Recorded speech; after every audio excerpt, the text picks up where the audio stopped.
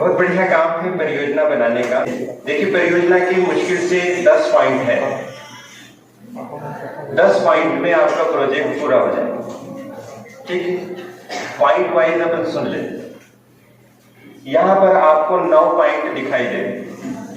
10वां point इसके बाद का मैं आपको बता दूं। कुल 10 पॉइंट में आपका प्रोजेक्ट पूरा हो जाएगा।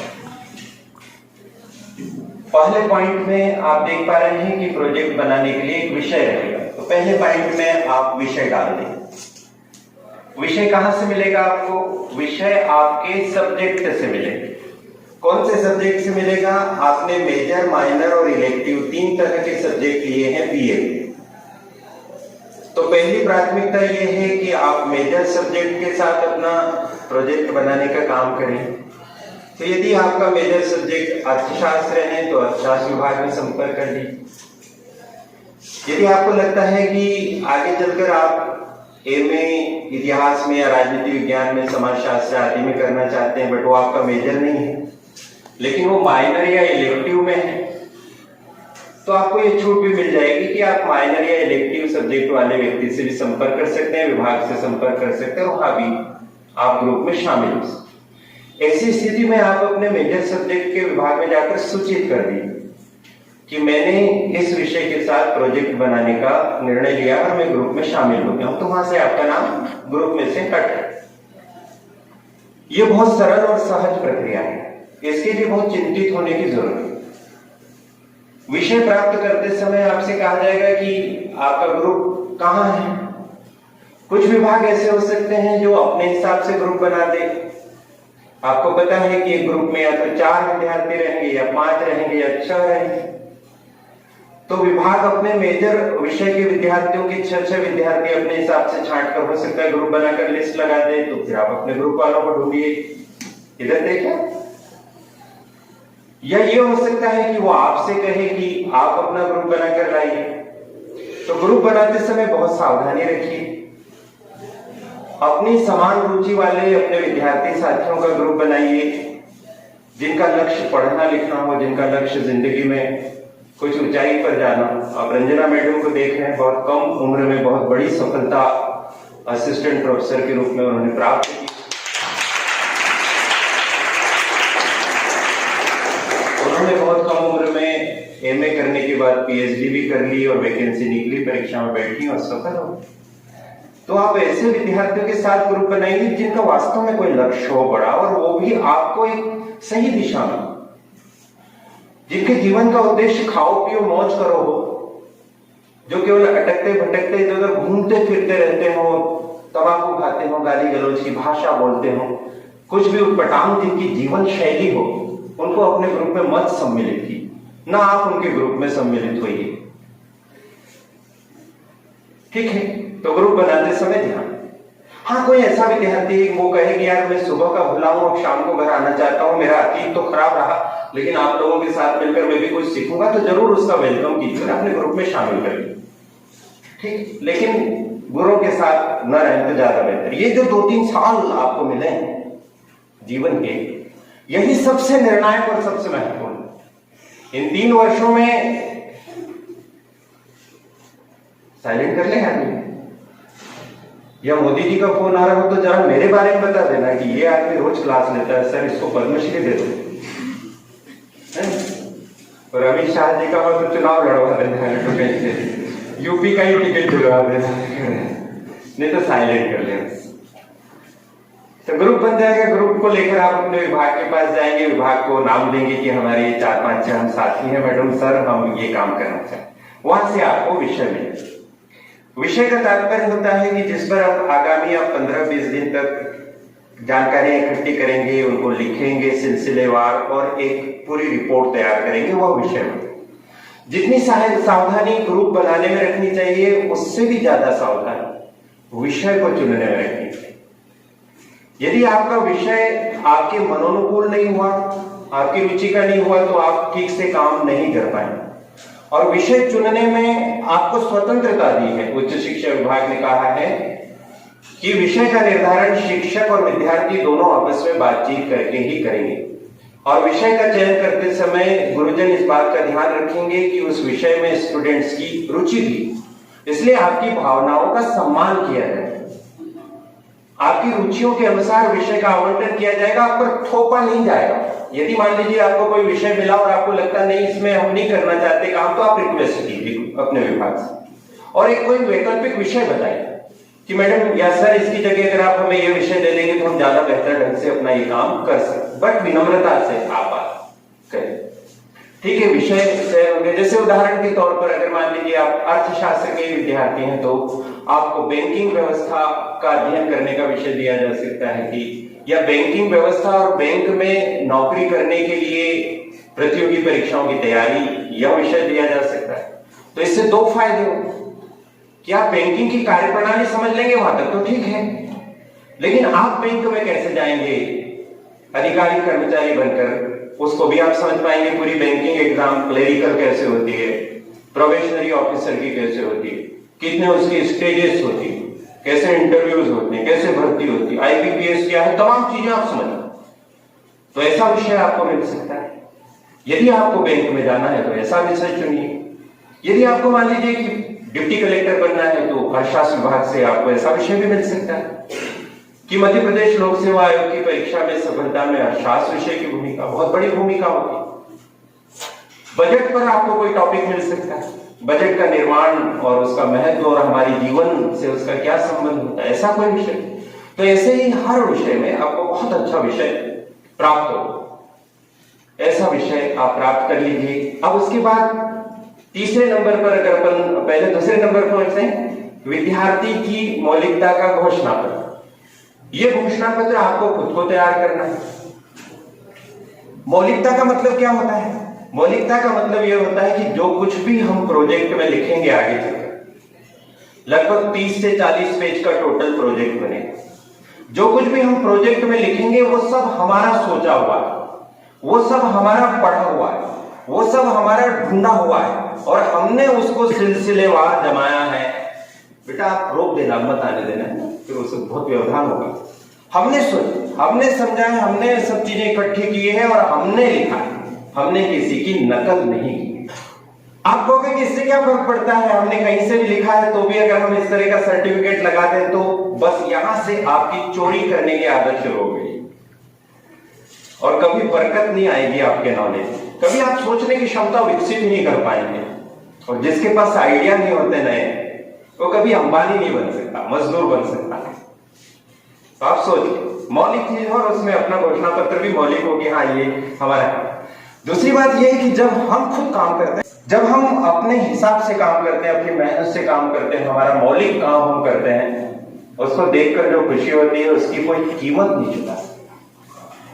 बहुमूल्य, हमारे बहाए हुए पसीने से अर्जित की हुई जो अंक होंगे उस अंक का अलग महत्व होगा। आत्मविश्वास आएगा, आत्मसम्मान बढ़ेगा, नकलची बंदर या नकलची बंदरिया कहलाने के आक्षेप से मुक्त हो जाए। तो मौलिक। उसके बाद तीसरी चीज चाहिए कि पर्यवेक्षक या निर्देशक का घोषणा पत्र या अनुमोदन पत्र। अनुमोदन पत्र का मतलब क्या होता है? वो आपको रिकमेंड करेंगे कि आपका कार्य मौलिक है और मेरे द्वारा कहे जाने पर जांचने के लिए, परीक्षा में मूल्यांकन के लिए प्रस्तुत किया गया। मान लीजिए आप मेरे साथ काम कर रहे हैं तो मैं उस पर साइन कब करूंगा? मैं उस पर साइन तभी करूंगा जब आपका प्रोजेक्ट वास्तव में प्रोजेक्ट बनाया गया हो, नियमानुसार हो, मौलिक हो और अच्छा हो। वरना आपका नाम क्या है वो तो आप जानो, लेकिन एज ए टीचर मेरी अपनी प्रतिष्ठा होगी। एज ए टीचर मैडम की या राजनीति विज्ञान या तमाम लोगों की अपनी प्रतिष्ठा है, वो आपके गलत सलत और बहुत ही गंदे प्रोजेक्ट पर साइन करने से इनकार करते हैं। 6 जनों का साल खत्म, 0। अब क्या करें? इसलिए कार्य को बहुत अच्छा कीजिए, तब जाकर हम साइन करेंगे और हमारी साइन के बाद आपका काम आगे बढ़ेगा। फिर आगे बढ़ते हैं कि संस्था व्यक्ति मार्गदर्शक द्वारा कार्य की पूर्णता का प्रमाण पत्र। आपको यह प्रोजेक्ट बनाने के लिए किसी संस्था के पास भेजा जाएगा, किसी विशेषज्ञ के पास भेजा जाएगा, किसी व्यक्ति के पास भेजा जाएगा। वहां रहकर या तो आप 7 दिन या 15 दिन काम करेंगे। 2 तरह की व्यवस्था उच्च शिक्षा विभाग ने की है। अपने कॉलेज में 15 दिन वाला फार्मूला अपनाया गया है। आपको 15 दिन उस संस्था में जाना है। पहले कॉलेज में पढ़ाई करनी है 12 बजे तक, उसके बाद संस्था में जाना है, वहां पर अपने को काम सीखना है, काम को समझना। वह संस्था आपको एक प्रमाण पत्र देगी कि इस ग्रुप के छात्र छात्रा यहाँ पर नियमित रूप से आते रहे, इन्होंने कार्य किया, ठीक से संपन्न किया और इनका कार्य पूर्ण हुआ, ऐसा सर्टिफिकेट देगी। वो कब देगी सर्टिफिकेट आपको? वो कोई आपके काका जी थोड़ी लगते हैं, आपके गांव के पड़ोसी थोड़ी है। वो साइन कर देंगे और अगर आप गए नहीं तो उनका अपमान हो जाएगा, वो झूठे साबित हो।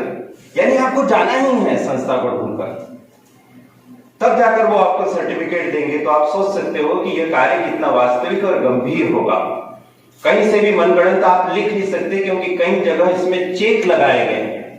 आपकी तमाम चालबाजियों को रोकने की समस्त व्यवस्थाएं की गई। किनकी चालबाजियां? जो इस तरह के कुछ लोग हैं जो विद्यार्थी कहलाने के हकदार नहीं है बट एडमिशन ले लिया, वो चालबाजियां करते हैं। उनकी चालबाजियों को रोकने की, जो अच्छे विद्यार्थी हैं, जो मेहनती, वो तो बहुत बढ़िया बनाएंगे, उच्च शिक्षा विभाग की कल्पनाओं से भी अच्छा प्रोजेक्ट बनाकर हमने देखे हैं अभी, शानदार प्रोजेक्ट बने। पर कोई भी किसी भी तरह से गड़बड़ नहीं कर सकेगा, संस्था का प्रमाण पत्र आ जाएगा। फिर उसके बाद आप आगे जाएंगे तो आभार पत्र एक होगा। इन सब के फॉर्मेट में आगे चलकर आपको दिखा भी दूंगा। आभार पत्र का मतलब होता है कि इस प्रोजेक्ट को बनाने में कई लोग आपकी हेल्प करेंगे, जैसे हम ही लोग हेल्प कर रहे हैं। अगर ये सब हम नहीं बताते, आपको करियर सेल की टीम नहीं बताती, मैडम लोग सब इस तरह की व्यवस्था नहीं करते, तो आपको पता ही नहीं चलता है क्या क्या करना। प्राचार्य जी के प्रति आभार, आपके गाइड के प्रति आभार, आपके डिपार्टमेंट के अन्य गुरुजन जो आपकी मदद करेंगे उनके प्रति आभार, अपने दोस्तों के प्रति आभार, अपने रिश्तेदारों के प्रति आभार, सबके प्रति आभार व्यक्त करेंगे। एक आध पेज में 2 पेज में लिखेंगे और उसको वहां लगाएं। फिर उसके बाद अनुक्रमणिका। अनुक्रमणिका का मतलब होता है कि पेज के अनुसार हमारी विषय वस्तु कहां पर लिखी गई है उसका पूरा विवरण, कि आभार पत्र कितने पेज पर है, गाइड का अनुमोदन पत्र कितने पेज पर है, कार्य की पूर्णता का प्रमाण पत्र कितने पेज। इसको जरा झकझोर दे जरा इसको। वह पेज होता है जिसमें हम यह बताते हैं कि हमारे इस प्रोजेक्ट की कौन सी सामग्री कहां पर है। आपने अपनी किताबों में इस तरह की अनुक्रमणिका देखी। जब आपको कोई चैप्टर ढूंढना होता है तो आप शुरू के पेज पर जाते हैं, उसमें देखते हैं कि पाषाण काल का इतिहास, पेज नंबर 77, आप वहां पर पहुंच जाते हैं। या आप देखते हैं उपयोगिता ह्रास नियम, उपयोगिता ह्रास नियम पेज नंबर 33, आप फटाक से पहुंच जाते हैं। आप क्या 3-4 विषय के बताया कर रहे हैं, अपना ज्ञान ही ज्यादा कर रहे हैं, तो जाओ आगे बढ़ाते हैं। अब फिर उसके बाद आता है अध्याय प्रथम। अब यहां से आपका प्रोजेक्ट वास्तविक शुरू हुआ, जो 3 अध्यायों में लिखा जाएगा। प्रथम अध्याय, द्वितीय अध्याय और तृतीय अध्याय, और हर अध्याय के अंदर भी कुछ पॉइंट होंगे। प्रथम अध्याय में आपको यहाँ पर 4 पॉइंट मिल रहे हैं। पहला पॉइंट होगा परियोजना कार्य का परिचय एवं क्षेत्र। उमा और स्वाति ने आपको बहुत अच्छे से बता दिया कि जो भी आपको विषय मिला है उसका आप परिचय दीजिए। उस विषय का संबंध किस क्षेत्र से, बैंकिंग से है, बीमा से है, प्रतियोगी परीक्षा से है, स्कूली शिक्षा से है, उच्च शिक्षा से है, कहां से है उसका विवरण आप दे दीजिए अच्छे से, डिटेल में 1-2 पेज में लिख दीजिए बढ़िया। पृष्ठभूमि और साहित्य की समीक्षा, ये बहुत ही, कल भी मैंने कहा था कि बहुत जबरदस्त मामला है, और आप लोग इसको समझ जाएं तो समझ लीजिए कि क्रांति हो गई बौद्धिक जगत में। पृष्ठभूमि का मतलब है कि इस पूरे जो प्रोजेक्ट आप बना रहे हैं उसका अतीत कैसा रहा, उसका बैकग्राउंड कैसा है। जैसे उदाहरण के तौर पर अगर आपको कहें कि आप कॉलेज के विद्यार्थी बनकर आज आ गए, अगर पूछें कि आपकी पृष्ठभूमि बताओ, तो आप बताने लगेंगे कि 12वीं तक मैंने गणपुर के स्कूल में शिक्षा प्राप्त की, वह एक हिंदी माध्यम विद्यालय था, मेरे वहां ये विषय, ये आपकी पृष्ठभूमि। जैसे हर व्यक्ति की पृष्ठभूमि होती है, वैसे ही जो विषय आपको कार्य करने के लिए मिलेगा उसकी भी कोई पृष्ठभूमि रहेगी, उस पृष्ठभूमि को लिखना है। ठीक है। अब साहित्य की समीक्षा का क्या मतलब होता है? अंग्रेजी में इसको कहते हैं रिव्यू ऑफ लिटरेचर। इसका मतलब ये हुआ कि जो विषय आपको प्राप्त हुआ है उसके पहले उस विषय पर क्या कोई किताब लिखी गई। साहित्य का मतलब तो बहुत सारी चीजें हैं, किताब होती है, निबंध होता है, लेख होता है, रिसर्च पेपर होता है, कोई रिपोर्ट होती है, कोई कहानी होती है, बहुत सारी चीजें हो सकती हैं। क्या इसके पहले कुछ न कुछ उसके बारे में कहीं लिखा गया है? अगर लिखा गया है तो उसका वर्णन आपको करना। जैसे उदाहरण के मान लीजिए मेरी बहन ने अलीराजपुर जिले में होने वाले अपराधों पर पीएचडी की है, एलएलएम में, लॉ में। तो उसने रिव्यू ऑफ लिटरेचर में यानी साहित्य की समीक्षा में लिखा है कि बहुत पहले एक वर्मा जी नाम के एक लेखक थे जिन्होंने द भील्स नाम की एक किताब लिखी। तो अलीराजपुर क्षेत्र में भील जनजाति बहुत ज्यादा, और उस द भील्स नामक किताब में उस क्षेत्र के रहने वाले भील जनजाति लोगों के पूरे जीवन और उनकी प्रवृत्ति के बारे में वर्णन किया है। ये साहित्य की समीक्षा। ऐसी जितनी भी किताबें उस क्षेत्र के बारे में, उस क्षेत्र के लोगों के बारे में, उस क्षेत्र की अपराध प्रवृत्ति के बारे में, उस क्षेत्र की पुलिस और रक्षा और न्याय व्यवस्था के बारे में जो कुछ भी लिखा गया वो सब रिलेटेड साहित्य। जैसे उदाहरण के तौर पर बात की तो, और ये सोमेश और इनका जो ग्रुप है वो पीएचडी और हिस्ट्री जैसे विषय पर, या यूपीएससी या हिस्ट्री जैसे विषय पर, या प्रशासनिक अधिकारियों से साक्षात्कार पर प्रोजेक्ट बना रहे हैं। तो ये अपने रिव्यू ऑफ लिटरेचर में बता देंगे कि हम जो इंटरव्यू लेने के लिए आज कलेक्टर साहब के पास जा रहे हैं, इसके पहले भी बड़वानी कॉलेज के कई ग्रुप विभिन्न कलेक्टर्स से इंटरव्यू ले चुके हैं। इसके पहले अमित तोमर सर से, तेजस्वी नायक जी से, इनसे इंटरव्यू लिए हैं और इनके इंटरव्यू पर आधारित ये किताब प्रकाशित हुई। इसका नाम ये ऐसा, इसको ध्यान दे लेना पूरा, ठीक है। अब किताब मिल सकती है, वेबसाइट मिल सकती है। वेबसाइट सब समझते हैं। जैसे आपको मिला मान लीजिए बीमा एजेंट के रूप में रोजगार, मान लीजिए आपको ऐसा विषय है, तो आप इंटरनेट पर गूगल पर डालिए बीमा एजेंट के रूप में रोजगार, 10-12 वेबसाइट एकदम पहले ही पेज पर डिस्प्ले हो जाएगी, नीले रंग से लिखा हुआ रहेगा। आप उसको क्लिक करिए तो उसमें लिखा हुआ रहेगा बीमा एजेंट कैसे करें। आप उस वेबसाइट को कॉपी कर लीजिए, उसके एड्रेस को, और आप बता दीजिए कि इंटरनेट पर इस वेबसाइट पर बीमा के क्षेत्र में रोजगार के लिए ये जानकारियां उपलब्ध है जिसका आप ध्यान दीजिए। फिर आप अमेजॉन पर जाइए और अमेजॉन पर आप लिखिए बीमा के सिद्धांत पर पुस्तकें, आपको एकदम से 20 पुस्तकें खुल जाएंगे सामने। आप उसमें से 1-2 किताबों को क्लिक करिए तो आपको मिलेगा कि बीमा के सिद्धांत एवं व्यवहार, डॉक्टर MP सक्सेना, और उसी के नीचे उसका डिस्क्रिप्शन भी मिलेगा 10-12 लाइन। आप उसमें से निकाल लीजिए मैटर कि बीमा का सिद्धांत एवं व्यवहार नामक किताब डॉक्टर MP सक्सेना ने लिखी है, जिसमें बीमा के इतिहास से लगाकर वर्तमान तमाम स्थिति और भावी संभावना के बारे में विवरण दिया। ये तो हो गया रिव्यू ऑफ लिटरेचर। क्या इसमें कोई अपने को हिमालय पर्वत खोदना है? क्या दशरथ माझी बनना है? जानते हो कि नहीं? तो फिर उसने अकेले ने पहाड़ खोद दिया। अपन 4 किताब के नाम नहीं ढूंढ पाए। अमेजॉन पर चल जाइए, स्नैपडील पर चले जाइए, हिंदी ग्रंथ अकादमी की वेबसाइट पर चल जाइए, ढेरों किताबें आपके विषय से संबंधित मिल जाएगी। किताब का नाम लिखिए, थोड़ा थोड़ा वर्णन कीजिए, 400 पेज का मैटर हो जाएगा झमाझम। मैं तो जा रही अभी लिखूंगी, भेंट तो जा भी था। अगला पॉइंट है परियोजना कार्य की योजना, प्रासंगिकता और संक्षिप्त प्रतिफल।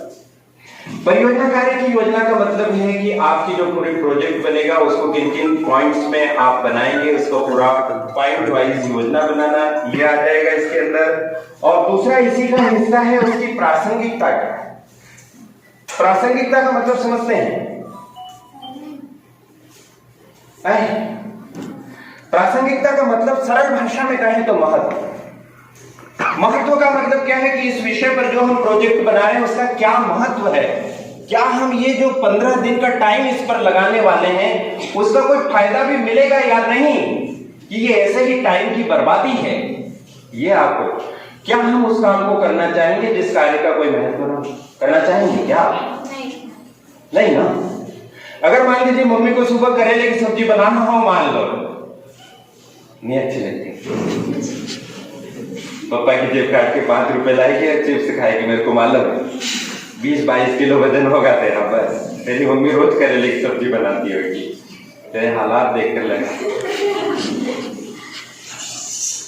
मान लीजिए करेले की सब्जी बनाना है और करेले की सब्जी बनाना है और ऊपर के छिले हुए रख लिए और अंदर वाली जो पूरी व्यवस्था है उसको बाहर फेंक दी और छिलके रख लिए, तो क्या उसकी कोई प्रासंगिकता है छिलके रखने की? नहीं। सब्जी उसकी बनेगी कि उसको काट पीट के बनाएंगे? तो जो हम प्रोजेक्ट बना रहे हैं उसका क्या महत्व है? इसका मतलब है कि आपका विषय ऐसा होना चाहिए कि केवल नंबर लेने के लिए नहीं, उसका हमारे जीवन में कोई हमको फायदा, अरे जीवन के बेशकीमती 15 दिन उस पर न्यौछावर करने जा रहे हैं। दुनिया में सब चीज मिल सकती है लेकिन टाइम वापस से नहीं मिल सकता। तो ये धन्यवाद।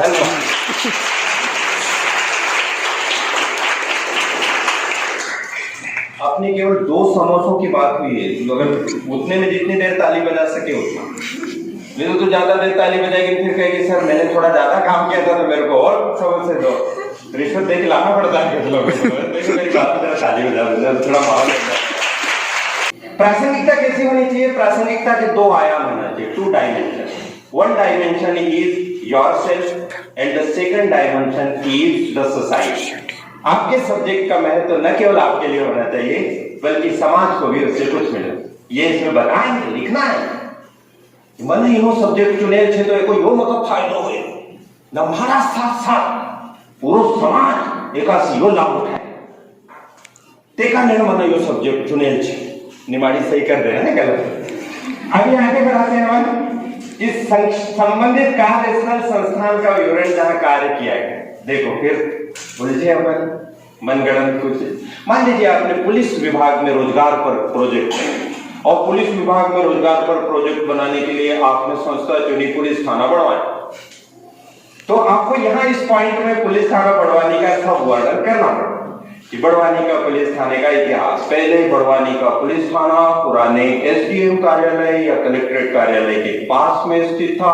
कई वर्षों तक पुलिस थाना वहां पर कार्यरत रहा। उसके बाद जब नया पुलिस थाना बन गया तो इस सन में, मेरे को नहीं आता, इस सन में पुराना थाना नया था, ये तुमको खोजना है नए थाने में। फिर वहां पर ये सब इंस्पेक्टर रहे, वहां सब चार्ट रहता। वर्तमान में ये थानेदार साहब हैं, ये हेड कांस्टेबल है, ये आईटी डिपार्टमेंट के हैं, ये सब चीजें, इतनी जेल, इतनी वो उसमें कोठरियां बनता वर्णन। यदि आपने कलेक्टोरेट कार्यालय के लिखा तो वहां का वर्णन।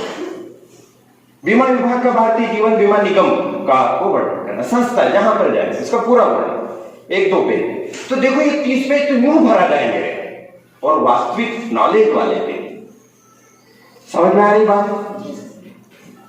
धन्यवाद। फिर उसके बाद अध्ययन रीति, इसमें 8वें पॉइंट पर क्या लिखेंगे कि कौन कौन समोसे के ग्राहक बनते जा रहे हैं। मैं कहां से खिलाऊंगा रहते, तुम ताली बजा के फिर मेरे को समोसा मांगोगे कि सर मैंने आपकी बात पे ताली बजाई, मरे। अध्याय 8 में कहां पहुंचेंगे? परियोजना की कार्य प्रणाली। जो प्रोजेक्ट आप बना रहे हैं उसको बनाने के लिए आपने कोई कार्य प्रणाली तय करी होगी कि कब कहां पहुंचेंगे, किस तरह से किससे बात करेंगे, किससे क्या जानकारी लेंगे, जानकारी लेने का क्या हमारा तरीका होगा। ये पूरी कार्य प्रणाली ये पूरी कार्य प्रणाली बनाएंगे अपन। ये भी बांटेंगे कि 6 जनों का हमारा ग्रुप है तो यह क्या करेगा, अमुक सदस्य क्या करेगा, वो कहां जाएगा, वो किस तरह से जानकारी लेगा। इस तरह से पूरी कार्य प्रणाली का वर्णन अपन इसमें करेंगे। फिर उसके बाद जानकारी का संग्रह और फील्ड सर्वे का विवरण। जो भी जानकारी आपने इकट्ठी की है प्रोजेक्ट में लिखने के लिए, उसका पूरा का पूरा उल्लेख करेंगे कि इस प्रोजेक्ट को बनाने के लिए हमने इस विभाग से यह जानकारी प्राप्त की है। जैसे उदाहरण के तौर पर आपको बीमा एजेंट बनना है, मान लीजिए, तो बीमा एजेंट बनने के लिए एक परीक्षा होगी और मजे की बात यह है कि यह परीक्षा कंटिन्यू, यानी आप कल भी दे सकते हो परीक्षा।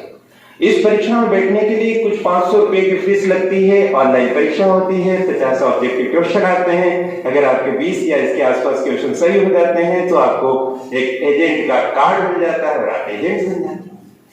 तो आप उसके अंदर ये सारी चीज बताएंगे कि इस परीक्षा के बारे में यहां से जानकारी ली, इसके बारे में ये वर्णन लिया, ऐसा करके आप उसके समस्त पहलुओं के बारे में। विश्लेषण की प्रविधि, अनुप्रयुक्त तकनीकी जानकारी आंकड़ों का विश्लेषण बहुत कठिन ये सब चीजें, पर अपन इसको समझने की कोशिश। सबसे पहला विषय क्या है इसका? विश्लेषण की प्रविधि। विश्लेषण का क्या मतलब? विश्लेषण का मतलब यह होता है कि जो भी जानकारी हमारे पास इकट्ठी हुई है उसके पक्ष और विपक्ष के बारे में सोचना, विचार। जैसे उदाहरण के तौर पर कोविड-19 की बीमारी फैल रही है, इसका विश्लेषण करो। तो क्या विश्लेषण करेंगे? नंबर 1, मैं बाजार में गया, मैंने फील्ड स्टडी की तो देखा कि करीब 200 लोग मेरे सामने से गाड़ियों पर या पैदल निकले, उसमें से 180 लोगों ने मास्क नहीं लगाया। अपन स्टडी करने गए ना, तो ध्यान रखेंगे कि नहीं रखेंगे? मास्क वालों को गिनते नहीं।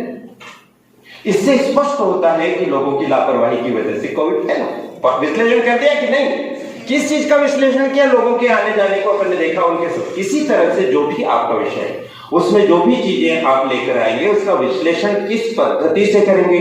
टेबल बनाकर करेंगे, ग्राफ बनाकर करेंगे, चित्र बनाकर करेंगे, चार्ट बनाकर करेंगे, स्टैटिस्टिक्स, बहुत से लोग उसको स्टैटिस्टिक्स बोल देते हैं। स्टैटिस्टिक्स की कोई मेथोडोलॉजी लगा देंगे, मीन, मोड, मीडियन, फिशर का इंडेक्स नंबर, या जो भी उसके अंदर लागू होती है और जो आपको आती है, या जो आपके विषय के जो गुरुजन हैं जो आपको बताएंगे कि आपके कार्य में विश्लेषण की ये टेक्निक लगेगी, तो टेक्निक सीखिए और उसको आप उस पर लागू कर दीजिए। ये सब लिखिए। देखिए, सिंपल बात को ये सुनिए, अगर आप ये सब का पालन नहीं करेंगे और कुछ 10-20 पेज लाकर आप जमा कर देंगे, आप स्वतंत्र हैं, जमा कर दीजिए। आपको नंबर कितने मिलेंगे वो एक अलग मसला है, लेकिन आप जब इस तरह का प्रोजेक्ट लेकर आएंगे तो कोई हम आपके माथे नहीं पड़ेंगे, क्योंकि आप विद्यार्थी हैं। आपका मन जैसा जमा करो, हम जांचेंगे, हमारा मन जितने नंबर आपको आने चाहिए उतने आए। सवाल नंबरों के खेल का है साथियों, सवाल है बहुमूल्य जिंदगी को सजाने और संवारने का। ये जिंदगियां मार्कशीट में अंकित नंबरों से नहीं चमकती, ये जिंदगियां चमकती हैं आपके बौद्धिक कौशल से, आपके गुणों से, आपकी प्रतिभा से, आपकी क्षमता।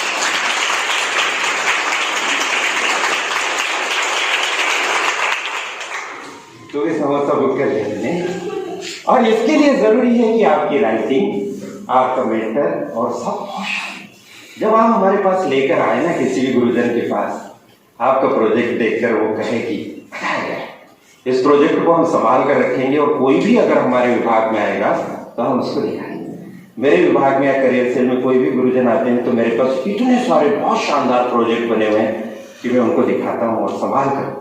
वरना आप, नियम ये है, भगवान की कसम खा के रहा हूं, झूठ नहीं बोल रहा, जोहार माना, नियम ये है कि रिजल्ट आने के 3 महीने या 6 महीने बाद आपके तमाम प्रोजेक्ट को रद्दी में बेच दिया जाए। तो अब ये आप पर डिसीजन है कि आप अपनी जिंदगी कहां पहुंचाना चाहते हैं, आपके प्रोजेक्ट को आप कहां देखना चाहते हैं। कभी आप आइए करियर सेल में, आपको बहुत अच्छे प्रोजेक्ट, फिर आपका प्रोजेक्ट देखकर जब बाहर से, अभी बताऊं हम परीक्षा में जांचने वाली व्यवस्था में, तो जब जांचने वाला व्यक्ति आए तो वो कहे कि यार सर इसको इससे कम नंबर मत देना, ऐसा मेरे साथ सब हो चुका है, कर भीख मांगकर किसी की रिकमेंड लेकर नंबर ले, अरे क्या है पैसा के सहारे देने।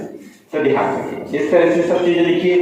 अध्याय 3 9वां पॉइंट, निष्कर्ष कि आपकी पूरी स्टडी के क्या कंक्लूजन्स हैं, क्या चीज आपको समझ में, ये सब मन से लिखी जाएगी।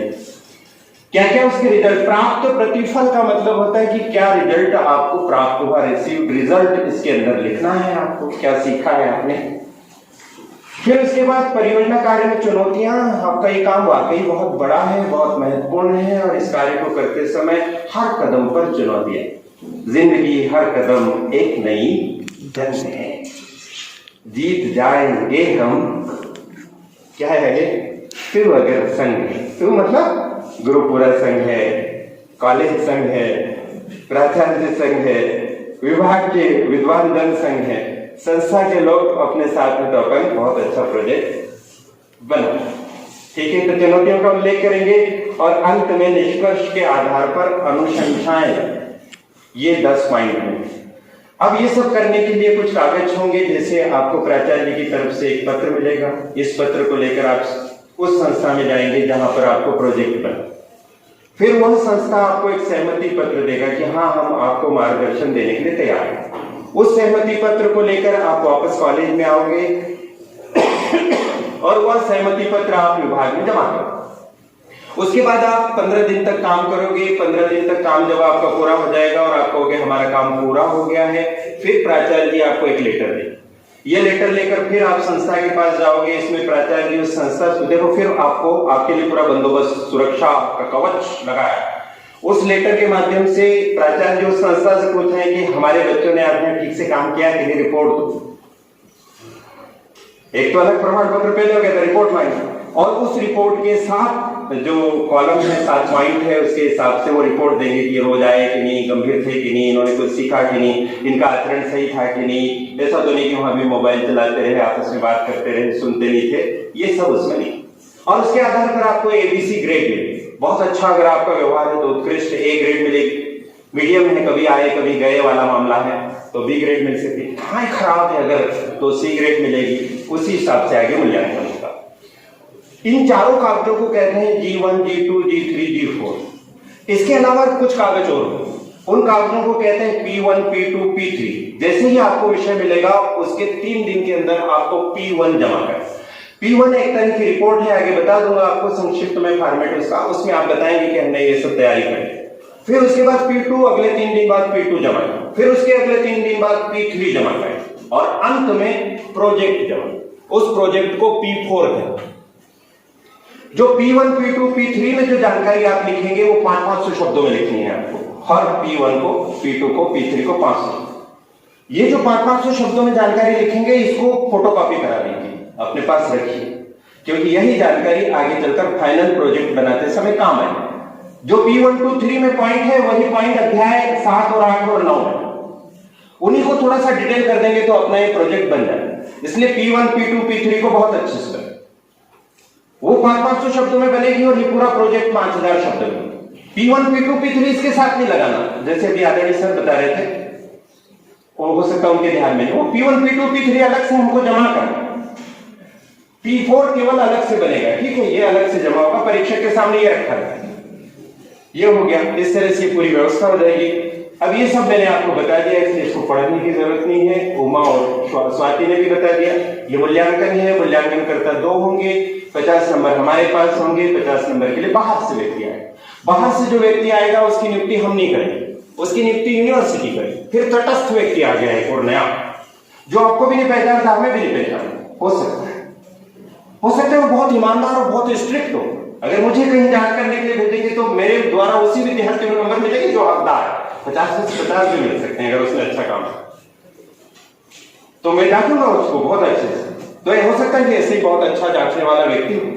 और ये भी हमारा सौभाग्य होता है कि हमारे कार्य का निष्पक्ष मूल्यांकन करने वाला व्यक्ति हो, तो कि वो हमें सहारा देकर आगे न बढ़ाए बल्कि हमें योग्य बनने के लिए प्रेरित करे, मजबूत करे। 50 नंबर उसके पास, 50 नंबर हमारे पास, इससे मूल्यांकन हो जाएगा। आगे बढ़ा दीजिए, सब चीजें अपन बात कर चुके हैं। ये देखिए, ये है G1 जो प्राचार्य जी आपको देंगे, ये G2 जो संस्था से लेकर आएंगे, सब मिल जाएंगे कागज, घबराना नहीं, प्रिंट नहीं करवाना, इसको हम देंगे। ये है G3, फिर प्राचार्य जी लिख रहे हैं संस्था को। ये G4 जो वहां से रिपोर्ट आ रही है आपके पास, ठीक है। फिर उसके बाद ये सारा विवरण है। P1 जो मैंने अभी बताया था कि P1 आपको 3 दिन में देना है, फिर P2 देना है 3 दिन में, फिर P3 देना है अगले 3 दिन में, और फिर आखिरी में ये P4 जिसके मैंने 10 पॉइंट आपको बताए थे, 9 पॉइंट अध्याय 33 तक और 10वां पॉइंट संदर्भ सूची। संदर्भ सूची का मतलब होता है वो किताबें जिनसे जानकारी ली, वो वेबसाइट्स जिनसे जानकारी ली, जो व्यक्ति जिनसे आपने इंटरव्यू। फिर उसके बाद ये घोषणा पत्र जो आप देंगे मौलिकता का, जिसके बारे में बता चुका हूं, इसमें 2 ही कॉलम है, जितने विद्यार्थी साथी इसमें रहेंगे उतने कॉलम हो जाएंगे। फिर ये है निर्देशक का हमारे तरफ से दिया गया अनुमोदन पत्र, जिसमें हम कहेंगे देखो लिखा है मेरे अनुमोदन से प्रस्तुत किया है, ये वास्तविक रिपोर्ट है, ठीक से काम किया है, हम लिख के देंगे, हम तभी लिख के देंगे जब आपका काम। फिर ये संस्था से कार्य पूर्ण होने का घोषणा पत्र है जो वहां से मिलेगा। अगर ये देखो उसकी सील लगेगी संस्था की, कलेक्टर साहब कैसे संस्था की सील लगा देंगे अपने कलेक्ट्रेट कार्यालय में, नानी याद आ जाएगी कलेक्टर साहब से बात। फिर उसके बाद ये आभार पत्र, आभार पत्र में कैसे लिखना है प्राचार्य जी का, निर्देशक वगैरह का बता चुके हैं। फिर ये आपके ग्रुप के सदस्यों के नाम, ये अनुक्रमणिका, इसमें सब विवरण देंगे कौन से पेज पर है, और उसके बाद ये अध्याय प्रथम में जो चीज लिखेंगे जिस सब जानकारी दे दी, द्वितीय में क्या लिखेंगे। और ये बहुत बहुत आपको धन्यवाद कि आपने मेरी बात